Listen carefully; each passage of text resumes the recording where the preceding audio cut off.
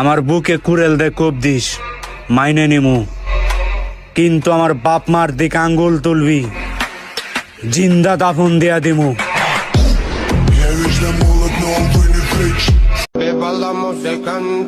আমি সব কথায় জবাব দেই না, শুধু লিস্টে রাখি আর সময় মতো খাতা খুইলা ডাকি।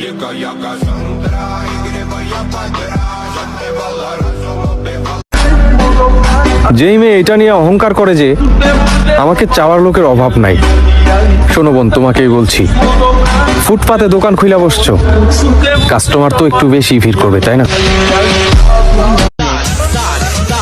যারে তারে দেখা ক্রাশ খাই না, কারণ যেটা সবাই খায় ওইটা আবার আমি খাই না।